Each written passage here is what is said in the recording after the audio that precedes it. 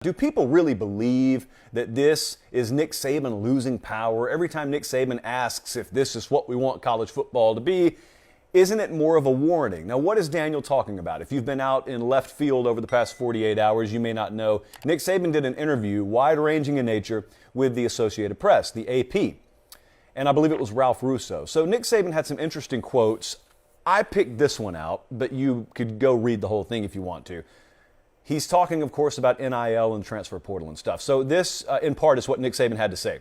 The concept of name, image, and likeness was for players to be able to use their name, image, and likeness to create opportunities for themselves. That's what it was. But that creates a situation where you can basically buy players. You can do it in recruiting. I mean, if that's what we want college football to be, I don't know. And you can also get players to get in the portal to see if they can get more someplace else than they can get at your place. That was Nick Saban talking to the AP. Now, as is usually the case, when these sorts of things happen, you have two camps that form. Anytime Nick Saban talks about any change in college football, it's been this way for a decade.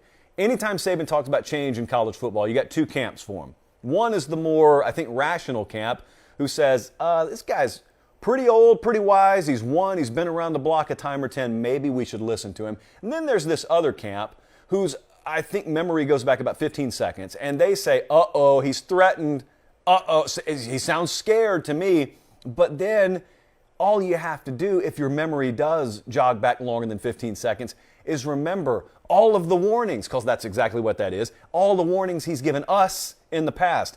It could have been about expanding the playoff. Since then, we've actually had Alabama win a title in a year where they didn't even win their conference. And he told you, well, we're kind of going to make it in more.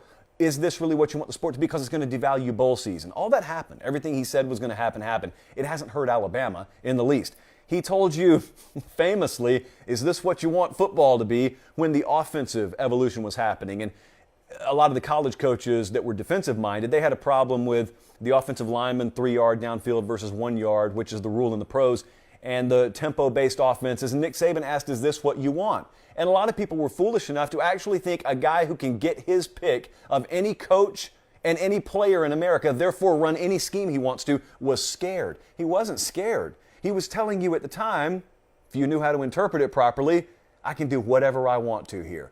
I'm quite literally asking you, is this what you want me to do? Because if you do, I'm going to remove even more margin for error, and I'm going to make this thing even more exact, and I'm just going to bleed you to death every Saturday. It's not going to be in the boa constrictor mentality. I'm just going to chop you up in 47 pieces. Graphic, I know, but that's kind of what they do now offensively. They have been the best offensive team, or one of the best in college football over the past 5 or 6 years now, because apparently America told him, yeah, this is what we want college football to be. So he just keeps hoisting trophies. He told you about the portal. He told you about NIL. Those, in many ways, have been disasters so far. It's good that players can benefit off their name, image, and likeness. As he said, that's not where it stopped. So anyway, we know all that, or at least most of us are aware of all that. Where are we going now? Where is he going with this? So, as I said, I was on the road yesterday. When I got back, I opened my inbox, and a lot of people wanted to talk about this. That's why we're leading the show with it tonight. But also, a lot of people watched Jahmyr Gibbs, for example, leave Georgia Tech to go to Alabama. And you got a kid at Louisville right now, wide receiver, that's in the portal, that is strongly connected, at least, to Alabama. And you've heard rumors of other kids that may go in the portal. Jermaine Burton went from Georgia to Alabama. And so a lot of you, and here's what I want to straighten up right quick. As soon as Bama gets a player, you come in my inbox and you say, tampering, tampering. And while I'm not in the living room, and I'm not on the phone when these conversations are happening, I am privy to at least some of the inner workings of the program. So I don't speak for the program or the university, but I can confidently tell you, and I want you to lean in because I don't want this to really get out, a lot of players are actually reaching out to Alabama to see if they have room, you know?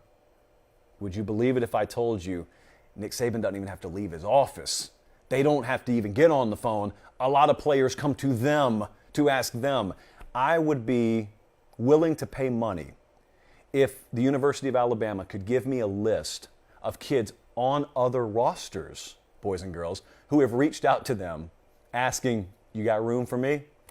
That's Nick Saban's the one being tampered with in that scenario, by the way. So anyway, what I am trying to reiterate is in the past, maybe I listened to him, maybe I didn't. But in the future, now and in the future, what I have learned is listen to what he's saying. Because what I at least respect about what Nick Saban does when he goes about making public statements is it's never off the cuff. He never talks about this stuff before thinking it through. You can always tell that. But where I disagree with some people is when he takes a stand on these sorts of things, a lot of people misconstrue it as, oh, he feels threatened and he's in a corner and now he's lashing out at change. That's not the case. That's never been the case. It's not going to be the case. Every major change that's happened in this sport, he has harnessed it, and not only has he gotten by, he has bettered Alabama. It'll be no different with NIL. It'll be no different with the portal, which is where my respect comes from, because when I listen to him, he's not even talking about what's best for Bama. Truth be told, he knows as well as you and I, Bama could use this stuff and become even more invincible, even more powerful. He's actually taken time to remove that script A from his chest and speak on behalf of college football. Not many guys do that because not many guys have ever been as secure in their professional position and have ever secured their legacy in real time as solidly as Nick Saban has. He's one of the few who are qualified and who carry the gravitas in the conversation to where he can actually speak on behalf of college football. That's why I think the guy would make a great commissioner. If I don't decide to take the job, I'd love for him to take the job. Nick Saban is actually talking about what's in the best interest of college football. When he talks about what the portal's turned into, he's right. If he were to follow it up with saying, and if it continues, I'm going to dominate it, he'd also be right. When he's talking about NIL, if he wanted to continue his warning and say, but if this is the way it's going to be, we'll dominate you with it, he'd be right.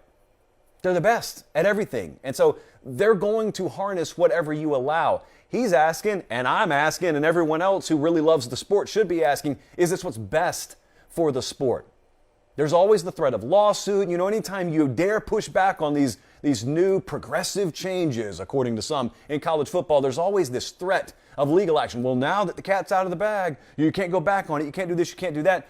Well, that is partially true, but it also screams, let's at least take the hands off the wheel that got us here. Because when you talk about what's wrong with college football or anything, the logical follow-up is, okay, who's going to fix it? And therein lies your problem. No one has any clue what the answer to that portion of the college football question is. So I do know this, he's right, and he's not the only one. Dabo said kind of a version of this last week. Lane Kiffin has spoken out against it. They're just saying what everyone else is saying behind the scenes. Everyone, virtually everyone, feels this way in the coaching profession. And what it's going to result in, as I said the other day, is you're going to have more and more high-level, qualified, right for the job type people exit the sport because they don't even recognize what it's turning into. We're not there yet. So there's still time to turn that around. You got to have the right hands on the wheel. That is imperative. Can't change it without that.